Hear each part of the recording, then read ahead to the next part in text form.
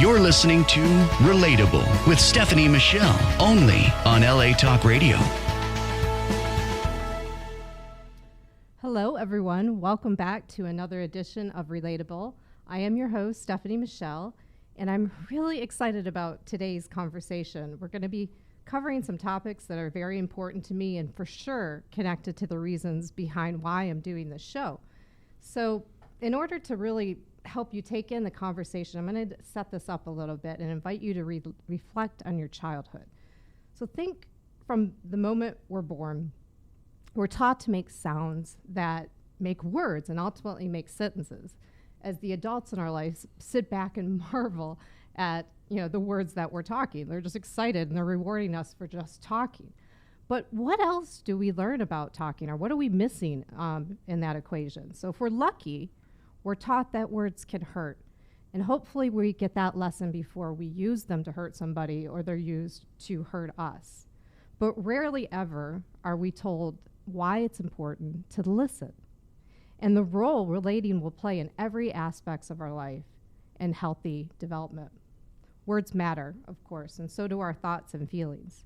The most impactful thing that we can do for ourselves is to learn how to express who we are in relationship with others while allowing them to do the same. Relating well is like nourishment. One dinner alone will not provide you enough nutrition for the week. One conversation alone will not make you a master in communication or provide you with enough human connection.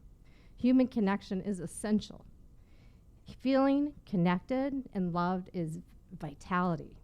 It gives us life. If it's that energy that it's this energy that thrives. For this energy to thrive, we need empathetic curiosity to exist. Listening plays a crucial part in that curiosity. It gives us the context to understand ourselves better and truly connect with others.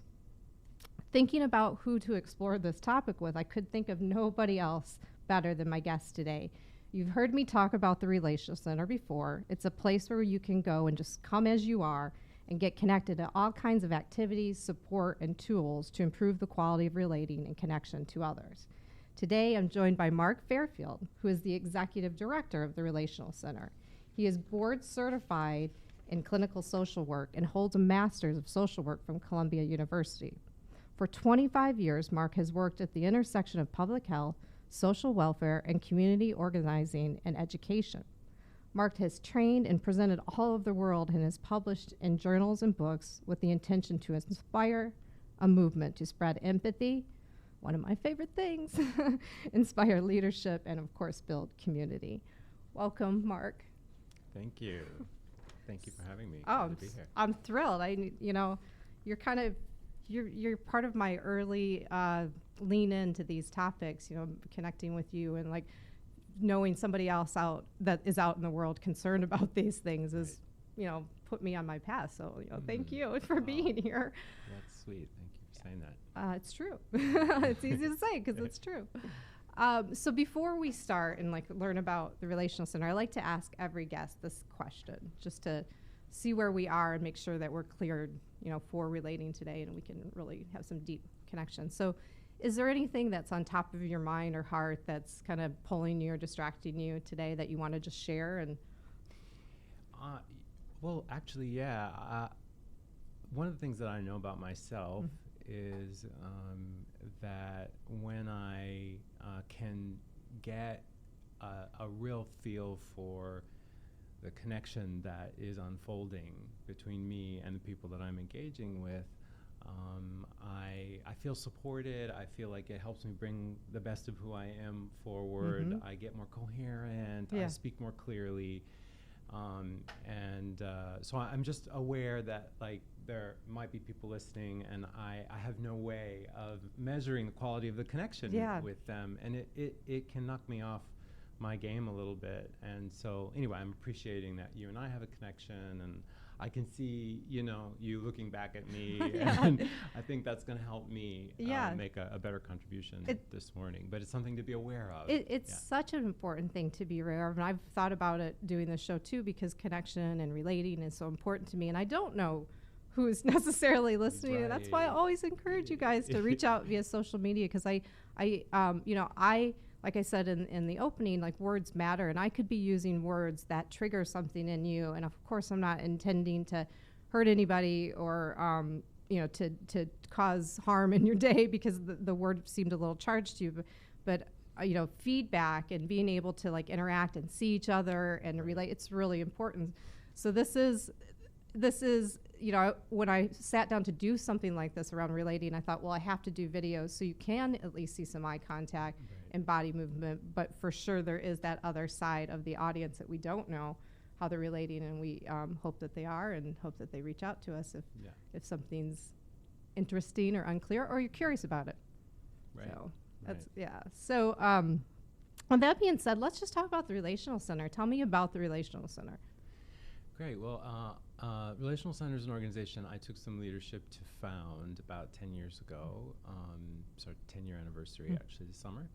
And we basically exist. Our mandate is to become relationship protectors in the world. Yeah. And so all the stuff that we do is really organized around how do we promote the value of relationships in a way that inspires people to remember that it's our greatest asset, and then treat relationships accordingly by protecting, preserving, and cultivating them. And we do that in a variety of different ways. We have a community project that which is local here in LA, which really gives people access to a social institution, which we're calling a community, but it's really a structure that they might otherwise have a hard time finding, where they'll connect potentially with people they otherwise would never have met. And we teach skills and practices that are really designed to help people kind of capitalize on what we come bundled with as humans to be able to cultivate and grow connection. And then we do a lot of stuff that's really about encouraging people, if they feel ready to find their way to take a leadership role in inspiring other people to step into protecting relationships in the same way. I love that. The statement that I pulled out of there, I could really relate to, and I've never heard you say this, but I'm gonna repeat it and say it all the time. But people are our greatest assets. Relationships are our greatest assets. If you don't have people around you building you up and inspiring you and loving on you, it affects your life in a negative way. Like, if they're not there, you really feel that. So to protect that is pretty meaningful. Yeah, and I think at the end of the day, that's what we discover. We might have made some really amazing plans for economic security, and we might have found the perfect city to live in, and we might have acquired property and assets and of all kinds, but when push comes to shove, you cannot compensate for deep bonded connection, and those relationships are the resources that show up in the moments when we're under threat, when we're in deep struggle, when we've come to the end of the rope. It's always the relationships that get us through, and the ones that are have been well maintained, of course, are the ones that we're going to be able to call on when we most need them. So maintaining and protecting and nurturing and growing and expanding relationships might be the most important thing that humans could be doing over the course of their lives, which wouldn't be a terribly unusual thing to hear maybe 300 or 400 years ago. But in the context of a culture that's got us really focused on, being driven to acquire financial security and rely more on technology, there is a certain way that we're not being agitated around the importance of those relationships. It's threatening it, really. Yeah, I think we're kind of undermining it. Yeah, totally. I mean, we're obsessed over our phones, or we're spending more time in connection to that thing in our pocket or in our handbags than sitting and doing this and having a meaningful conversation. So it's not in your awareness that, when I'm feeling fatigued or I'm just feeling alone or isolated or any of these things, like we might go to play a game on the phone instead of going, well, I actually probably need to have dinner with a friend. And like, that's really what I need. Yeah.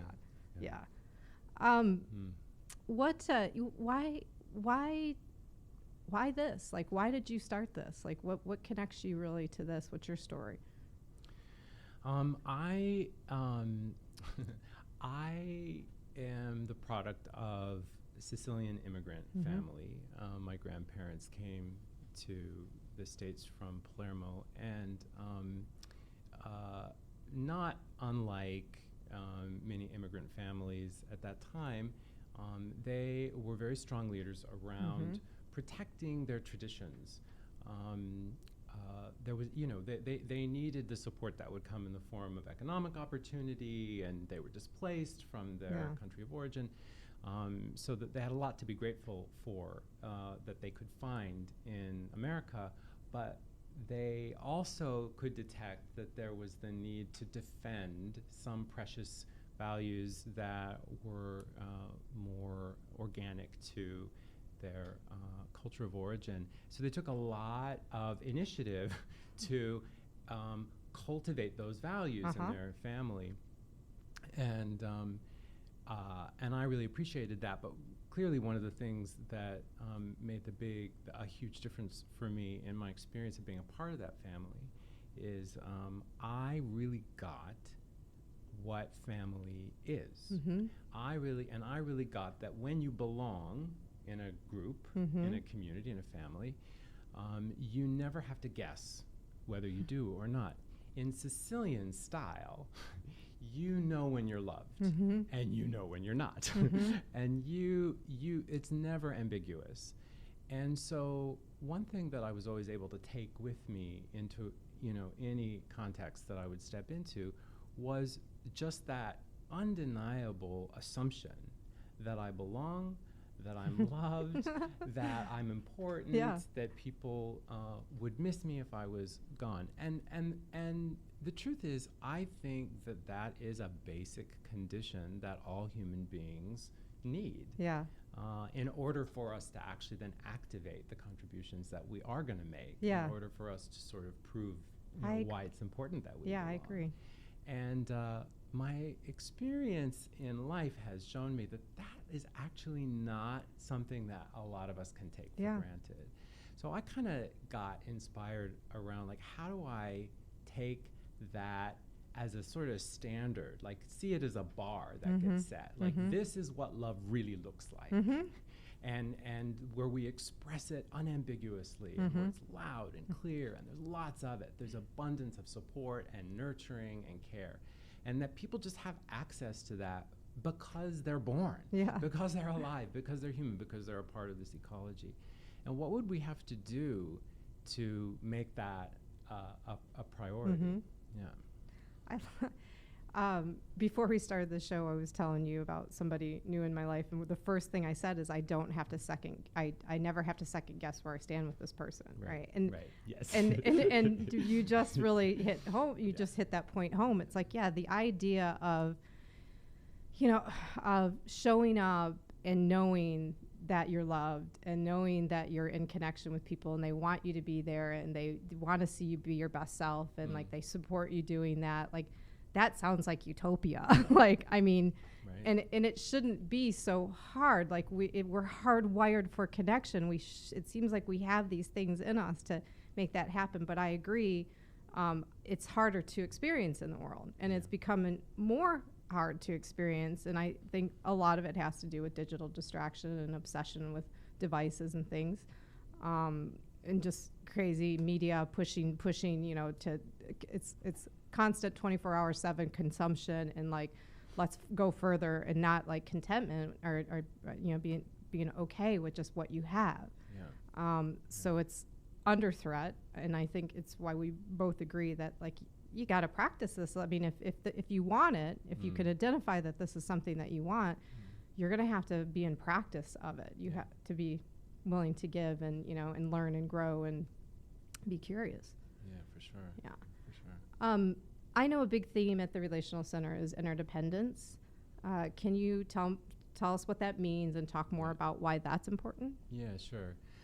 So I'm going to pull back big picture Okay, for great. a sec.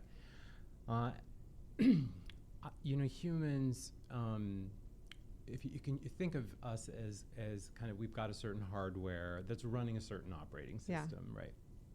And basically what we gather at this point, particularly after the last 20 years of some pretty amazing social neuroscience research, is that basically we are, as you just mentioned, we are wired in such a way that everything that we experience, everything that we feel, everything we perceive, we're seeing it all through the lens of relationship, that we are fundamentally relational. And that means we're kind of operating with a system that orients us to look for signals about how much we belong, how other people value us, how what we contribute is being received or not. That operating system made a lot of sense, given that the huge, vast majority of our evolutionary journey was one in which we were situated in a village.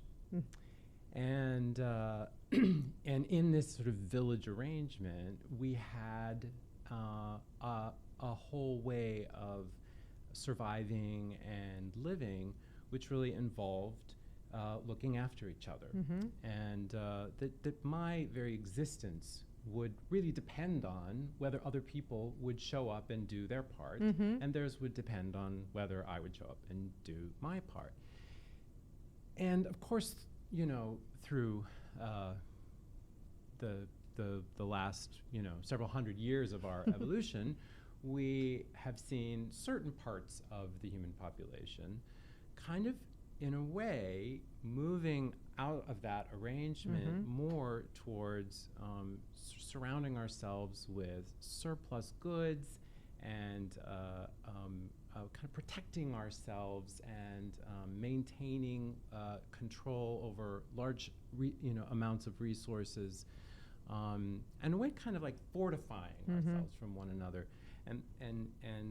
And through that, we then see a lot of social dispersion, a lot of isolation, a lot of segregation, and a lot of stratification, in terms of class and economic access.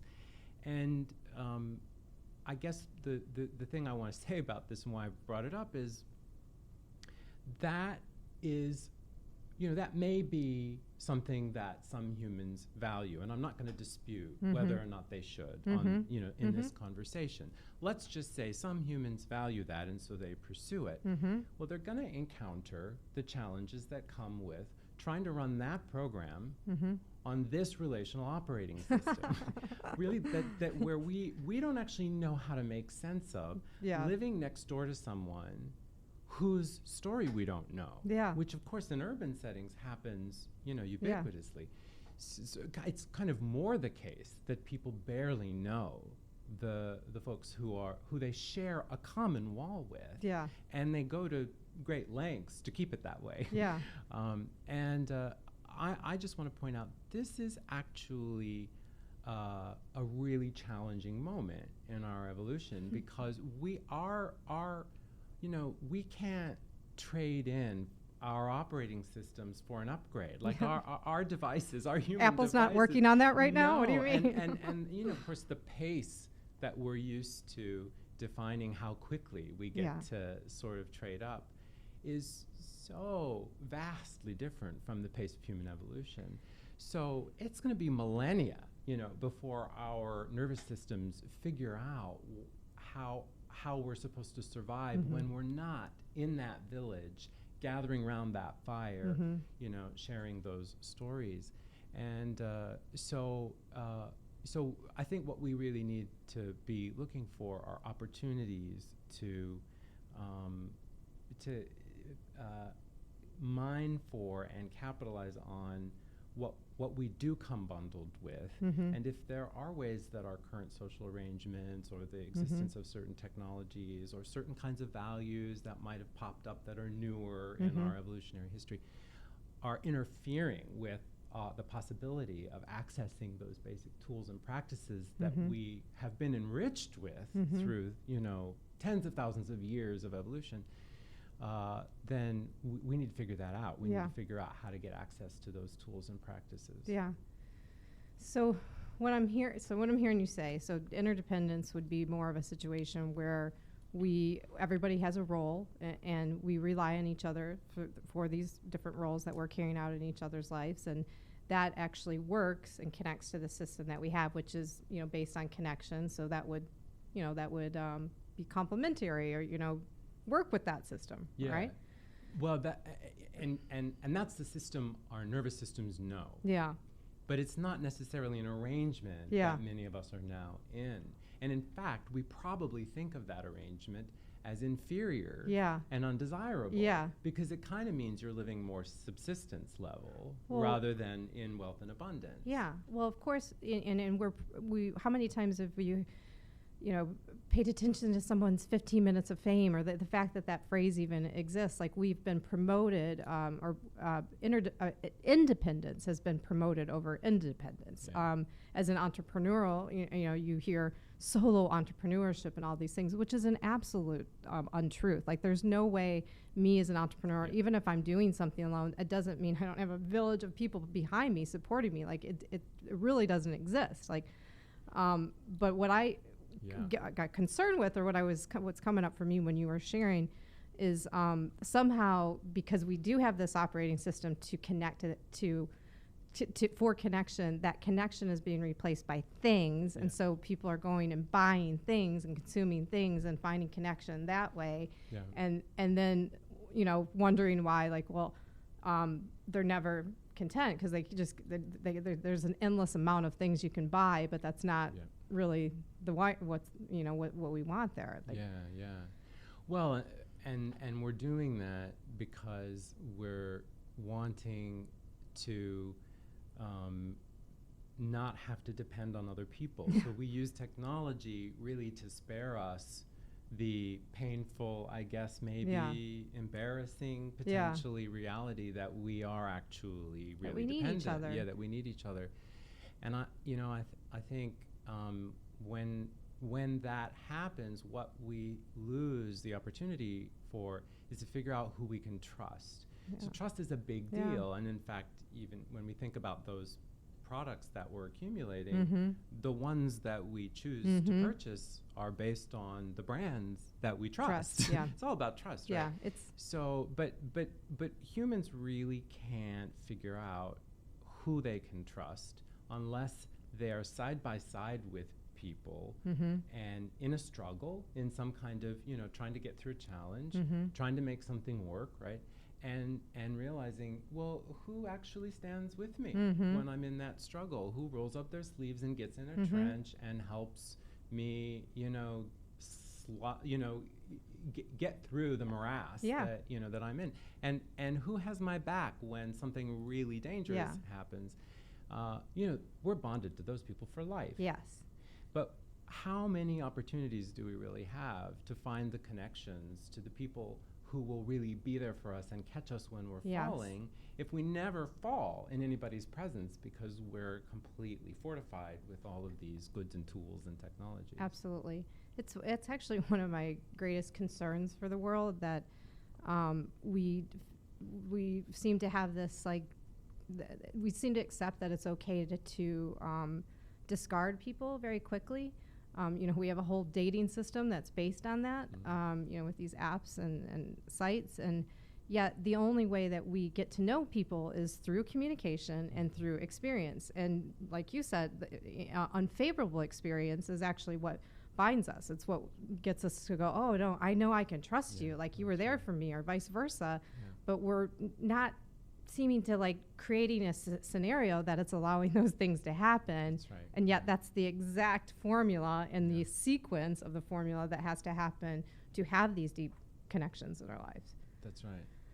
And if we don't have the opportunity, as we would do in, back in the day when we lived in the village, I mean, everybody would be sharing in everybody else's struggles. And, sharing stories about struggles would be a little bit of a rhetorical ritual, because everybody would be hearing a story of something they experienced themselves. Yeah.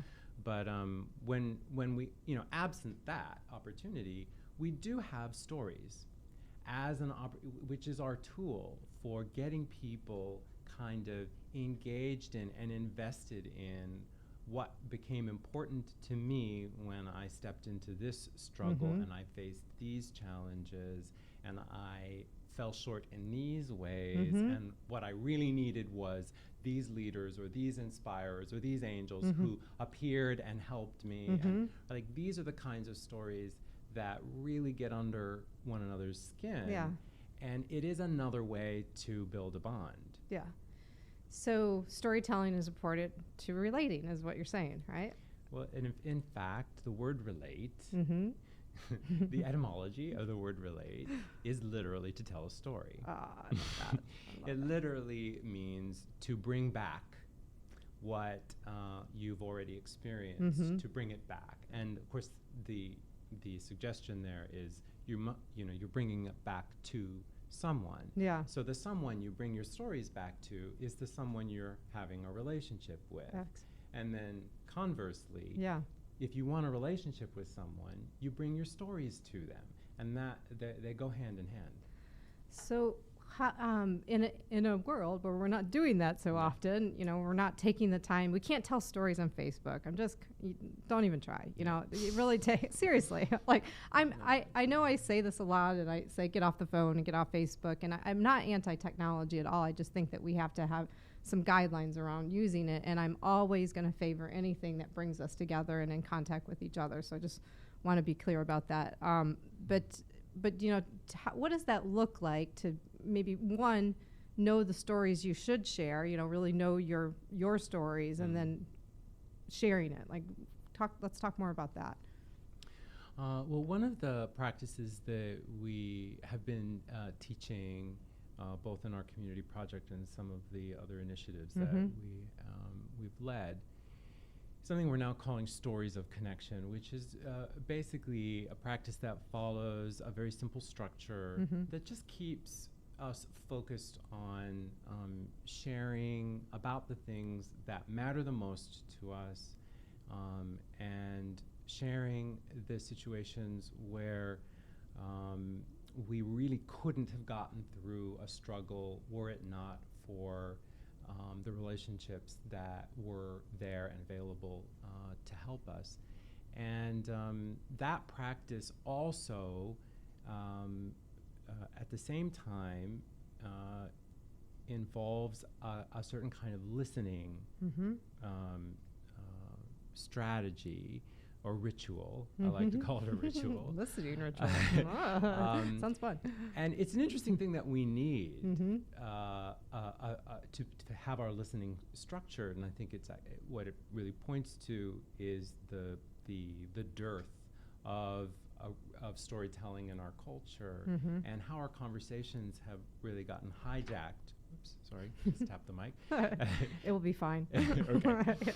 But how our conversational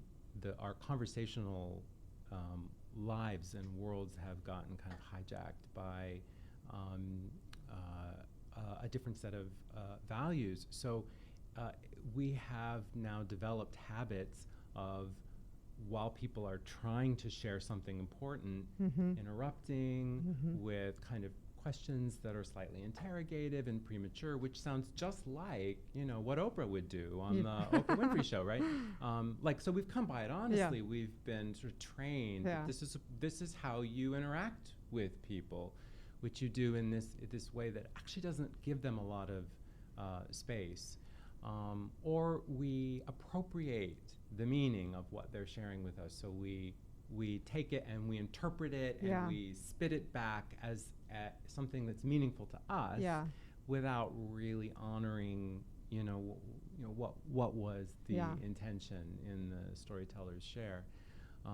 Or we say things like, "Hey, that's nothing." Yeah, I was going to say, we hijack their story We one-up altogether. it, or we tell our own, Yeah, right? yeah, Like, yeah. we interrupt to say, "Oh, that happened to me too. Yeah. I know just what you're," and like all of these things are natural ways, for humans to respond. So Mhm. I don't mean to be disparaging Mhm. these really important kind of processes Right. of how humans interact, but there is something to be said for just listening. Yeah. And if you're going to share anything back, to just focus on letting that person know what you heard Mm-hmm. in their own words that really mattered to you, which really requires us to, in a way, practice a kind of conversational meditation, Mm-hmm. where when we feel impulses to blurt or Mm-hmm. interrupt, we just compassionately acknowledge Mhm. to ourselves that we're having those impulses, and then not Mhm. identify with them and leave the space, and then really just reserve the gift of sharing something back Mm-hmm. for this one purpose, which is to let the person know that you really got what they said. And that practice, coupled with storytelling structure, Mm-hmm. that gets us really focused on talking about what matters, what we've struggled with, what we've learned is important to Mhm. us, and how that informs the choices that we're now making, really gives us access to that very ancient resource that we would have had Mhm. in villages. Mm-hmm. But it requires us to engage in a kind of practice very intentionally that isn't going to organically flow Mhm. out of the structures and situations that we find ourselves in. Mm-hmm. In fact, the structures we find ourselves in will probably compete with Yeah, those truly. priorities. Truly. So let me see if I can share what came up for me when you were sharing that, to do a little active listening example. So first part of storytelling, or an element of storytelling, is maybe sharing something of conflict, of maybe that alludes to some of the values and beliefs a person has. So did I hear that correctly? That's And I think particularly those things, the struggles where we have felt vulnerable. Yeah. Yeah. Yeah. Yeah. I often say I'm a vulnerability extreme sportist, because I think there's nothing braver than someone can do than to be vulnerable. And I instantly feel connected, to someone when they're sharing something that's slightly uncomfortable. And I like to say, I know it's uncomfortable. I know it's uncomfortable for people, and I feel for them. But I will say, as soon as you share it, it's kind of like being naked. You can't get more naked. It's like, it's done, it gets better. It's a comfort that goes away, and it's very brave, and encourage everybody to do that. Yeah. So yeah, sharing conflict, and then, or sharing something that you've learned. And then in terms of like listening, I like that idea of kind of meditating. I talk about mirroring a lot, like being able to kind of check in. And so let me get this straight, or let me see if I heard you correctly. Did I get your story? I think that's a good way to let somebody know that you've heard. And then I know you guys go way deeper in that, like you, instead of coming back with some of these things that we're used to doing, like, well, that reminds me of, and like, but saying something like, well, I really understood, or I really felt you when you said that, or I really felt chills in the back of my neck when you said this about your grandmother, like things like that, to let people know that you've really connected and listened to them, right? I kind of like the idea of, given that to relate means to bring something back. I kind of like the image of you've been out on a journey, and for whatever reason you gathered experiences and you stuffed them in your knapsack, and now you've come back to the village and it's storytelling time, and you empty the knapsack out, like in the gifts. middle. They're gifts, except you don't know which gifts are going to have the most value. They're just things you collected, and so you've discovered the value of your own experience when other people have a chance to mull them over, Yeah. and then you watch them as they reach and grab for the thing that mattered the most to them, and they say, I want to take this with me, and then they take a part of you with them when they go out on their journey. And I think that's the purpose of storytelling, is it actually does cultivate deeper bonds, and it gets people engaged in carrying the burdens and the benefits that we collect on our journeys. I love that. I just got goosebumps. And I also know that you do a group at the Relational Center at the community center here in Los Angeles that is called Discover Your Story, what's happening in that? Well, it's a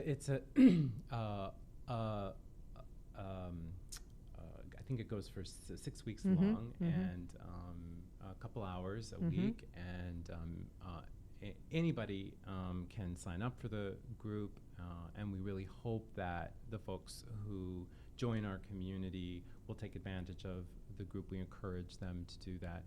And we basically teach the practice, which involves also just teaching a very simple story structure. They get a worksheet, they get the chance to kind of do a lot of reflecting, and then they get to take turns sharing a story that gets created out of the material that they generate through the worksheet. And everybody gets a chance to share their story of a value that they learned by coming through a struggle with the support of important relationships, and then practice this this form of responding, which we call sharing resonance. And resonance is just the thing that we're calling that experience that we're wired for, where I love the word resonance because I played in band, and anybody who's ever played in band, when you walk into a band room, and if only one person is playing one instrument, that you can hear and feel the other instruments vibrating, even if there's no musician actually playing them. The instruments are being played by the other instruments. We're vibrating with each other, and that's happening neurobiologically for us. So actually, we have information all the time about what is deeply moving and what connects us to other people's struggles. And so the practice of sharing resonance is basically just saying, these are the moments when my instrument was vibrating. I love that. When you were sharing. I love that. When you hit that high C. Yeah, I love that. So I asked you to talk about the group. I've actually done the group, so I can kind of talk about it from just being a participant. And exactly like Mark shared, each week someone shares a story, and then the whole rest of that 2-hour meeting is everybody telling how they vibed with the story, in a very structured way, and it's quite amazing. And I think there's benefits of being in a group or committing to being in a group anyways. Like anytime that you can just say, yep, I'm going to do this group activity for 6 weeks, there's going to be growth is going to happen. It's just it's just going to happen. It's like nature. But to have this structured or time, this time set aside to really relate with people and hear their stories, and then connect and vibe with them and let them know that you really felt that, and it's mutually beneficial. People light up when you can connect with their story, and vice versa. And my favorite part of the group is the end exercise, where after each person has shared their individual story and we've all spent time relating to the story in a really awesome new structured kind of way that feels really amazing, we then tell a collective story of what was familiar and what was the shared values and beliefs in the group, and it's just most empowering, because you start out with this group of strangers that don't look like you, that probably don't they don't act like you, they don't believe the same things as you do, and then you find, truly we all are connected in the end. It's really cool. It's really cool structure in a way that doesn't actually require the effort, I guess, that you would imagine, or even the time. a typical assumption that people will make is, you don't get connection Yeah. if you don't have copious amounts of time to spend Yeah. with people. But what we, I think, have to be mindful of is in this moment, copious amounts of time may not be something we have. Yeah. we may be facing a lot of urgency in the kinds of crises that we're facing this moment. I mean, certainly in terms of like climate change, that's just something that everybody's fates are tied to everybody else's, and it's an urgent situation.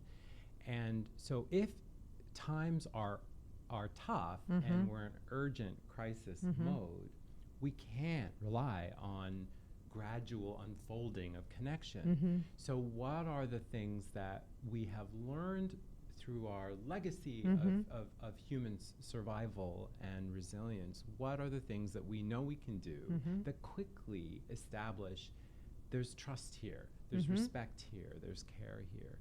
And the ancient practice of storytelling really does that, so that we almost always hear participants in these kinds of workshops say, I can't believe how quickly I ended up feeling connected to the people that I did this with.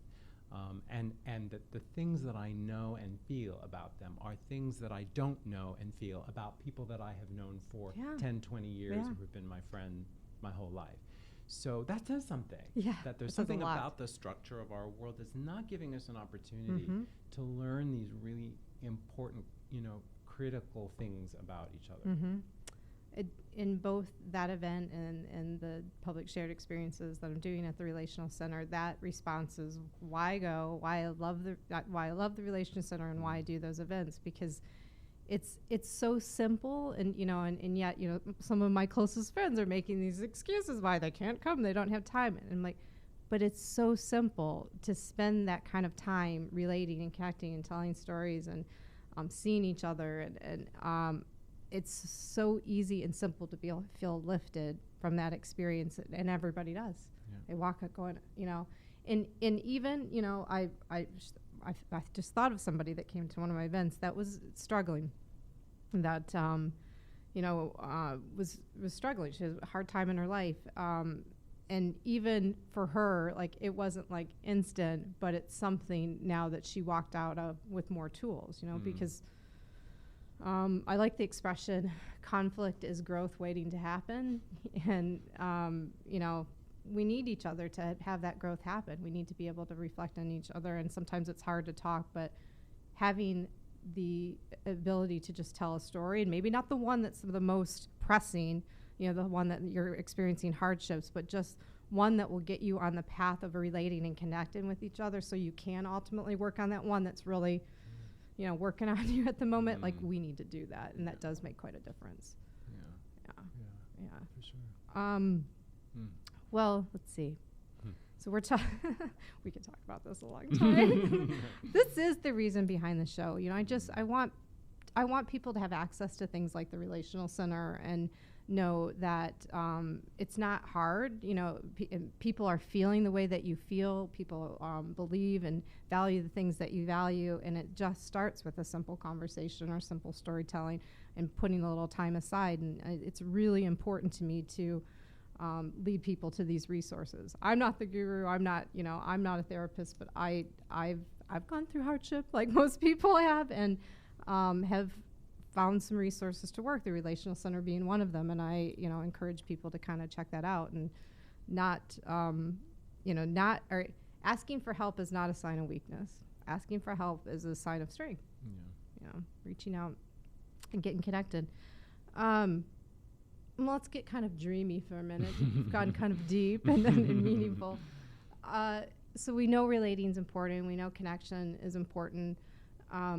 If you could give everybody a gift, a social skill that would help them relate, what would that look like? What would that be? I would want for people to know what it feels like to recognize their place in a much bigger story about what it means to be human, and how, and the implication that that has on the way that we should be treating each other.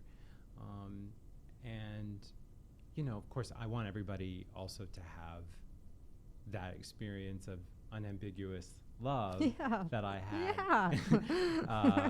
That definitely, you know, drives a lot of the actions that I choose to take. But if I could, you know, kind of wave a magic wand, I would want for everybody to have a glimpse of appreciation and wonder and wisdom and awe at the way that we are all deeply connected to each other and are hugely important to the future of our population and of the whole ecology that we're a part of, that we would recognize that we're all relationship protectors. That's actually our role in the ecology. And the reason that we're the best people to play that part is because of this operating system and this hardware that we have, where we're ecstatic when we recognize those connections and we see our part in them. And I would just want to interrupt the program that's already in progress, business as usual, for a moment, where everybody around the globe would just glimpse that in such a way that they can't forget it, no matter how hard they try. They'll feel it with every ounce of them. Yes. I call that's like goosebump moments when you truly feel an interaction was meant for you, that somebody saw you, heard you, felt you. Right? I wish for that too. I mean, you know, the idea of us working in each other, like people being used to strengthen each other, you know, instead of tearing them down. Right. And competing. Yeah. You just gave me a new term. So I just said all the things I'm not. I'm not trying to be the relationship protector. I like it. Definitely that. I'm gonna get a badge. I'm gonna get some blinged out thing that says relationship protector. No, totally. I like it. I like that a lot. All right, so we've got a few minutes left, and there's two things that I do on the show, Mark, that you'll dig. Okay. So the first one, in terms of like relating and communication, there's two things that I like to point out and remind people. One is, at any given time, the circumstances at which we're relating can change.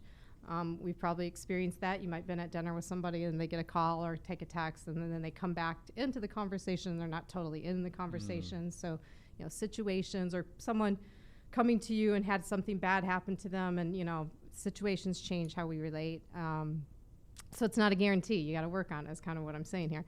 And then two, there's always more information available. So we've been talking with Mark, and we've learned about the Relational Center, and, you know, and obviously you're passionate about it, and you know why you do what you do, but there's other sides to Mark, right?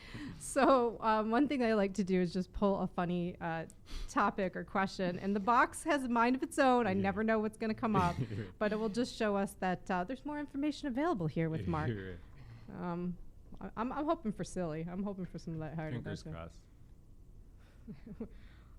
Well, maybe not silly, but definitely personal. What habit would you like to break?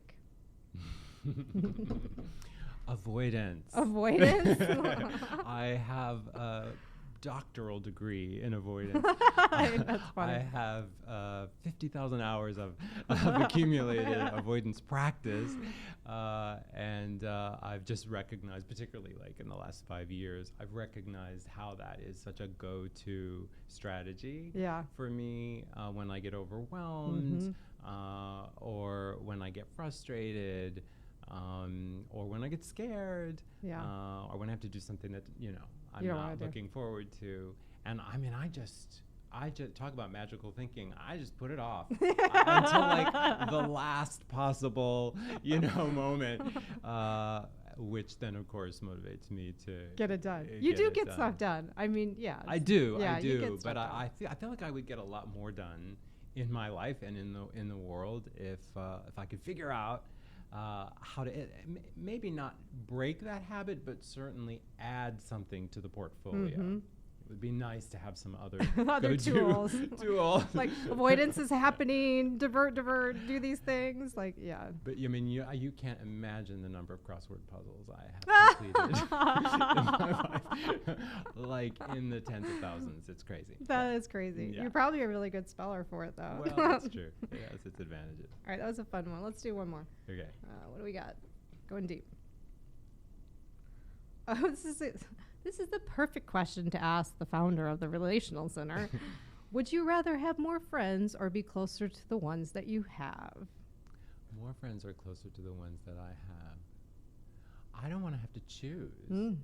I actually think that those are two goals that we all need to be attending to. We need to be growing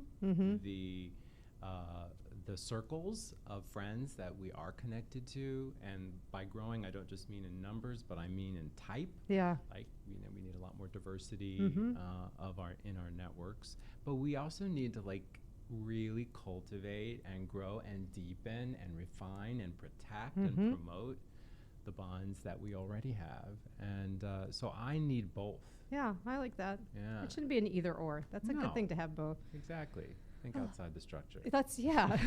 Just because the question was proposed in black and white doesn't mean you have to answer it in black and white. I like that. All right. So we have one last thing that we do here on Relatable, and this is what I call Heart Swell. I think you'll also like this. So, my feelings or thoughts or beliefs are around, the more that we share deep feelings, the more that we do feel connected. And I just hope with that we raise the vibration of empathy in the world. And, I certainly want to participate in that and give my guests a chance to do so. So what I'd like for you to do is just think of a deep desire that you have. It could be personal or it could be more worldly, something you'd like to see changed in the world. And then try to connect that to a certain person, that you want to speak directly to. And you can say a statement of a tribute to them, maybe a new commitment, just something of appreciation. Maybe it's a statement of forgiveness. Sometimes we have to do that too. Anything that you'd like to share, but directly to that person. And you get to look directly at them at the camera and share that, if you will. And you can take a moment. I'm thinking about how when I engage in the storytelling practice myself, that what happens over time is that I rediscover significant people who were angels along my journey. And one of the things that has always been hard for me, because I'm a very sensitive person and I, come from this Sicilian culture, is that I, when I encounter a struggle, I don't know what to do when there aren't people around to support me. I actually, support is such a fundamental condition that I need to count on. And I was thinking recently about how when I was quite young and I was, going to elementary school, and school was a really tough environment for me. I bonded with Patty Brewer, who by far has set the bar for me in my life about what friendship is.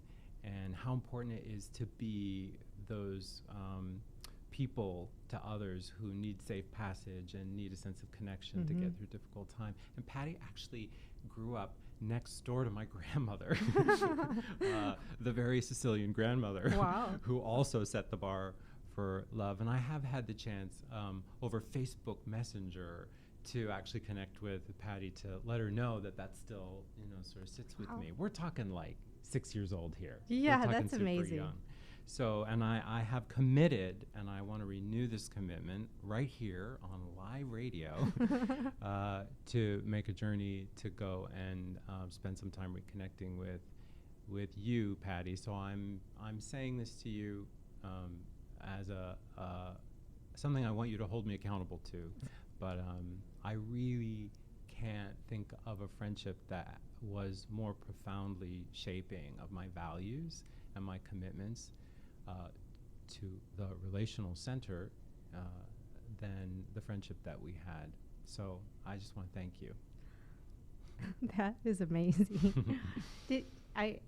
What comes up for me is like never take it for granted the impact that you're making, and to think that she must be amazing. The 6-year-old girl made such an impact on you, and just simply by being in her own spirit and being a good friend, that's amazing. That is amazing. She really looked after me. She made sure I was safe. Mm-hmm. She made sure I was comfortable. Mm-hmm. She even like helped me do my homework. Oh. I mean, like she was a model friend. Awesome. Yeah. I can't wait to hear. I'm going to hold you accountable to this too, Okay. because I want to hear the gonna part do too. this. I want to see pictures. I want to know when it happens. Can't wait to hear more about Patty. Cool. So so thank you. This was a great show. I really, you know this. I so believe in you and so believe in the work that the Relational Center is doing, and just, want to see it thrive and more people show up. And Thank you I've so had much. dreams of it being like this huge space. So I'm just like putting that out in the world that it's coming. It's a great space now, but we could just take over a stadium and do relational things. That'd be awesome. That would be fantastic. That would be Yeah. fantastic. Thanks so much for having me. Such a pleasure. So to learn more about the Relational Center, you can go to the relationalcenter.org. On social media, on Twitter at just Relational, and Instagram and Facebook at Relational Center. You can always reach out to me if you can't find that, but relationalcenter.org. Next week, I'll be talking to Brian Diedrich about the mindful use of digital technology and the importance of digital detachment. He has an awesome blog called digitaldetachment.com, so we're going to get into device talk next week. And as always, reach out to me. Let me know what you're thinking about the show. If there's a topic that you want me to cover, I'd love to hear feedback, or somebody that you think would be an interesting guest, let me know. I'm on Twitter at LoveMoreNow, and on Instagram at RelateWithSteph.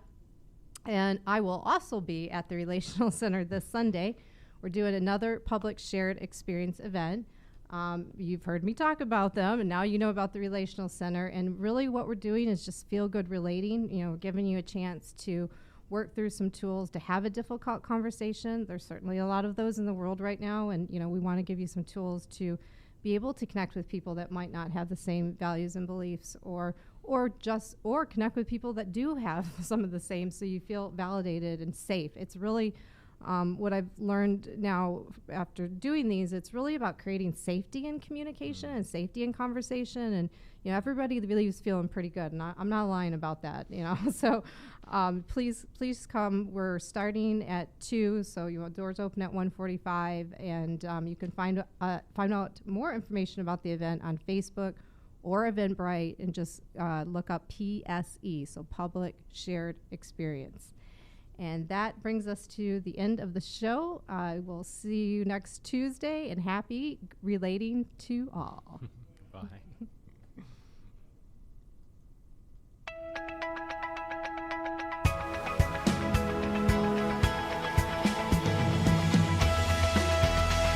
You're listening to Relatable with Stephanie Michele, only on LA Talk Radio.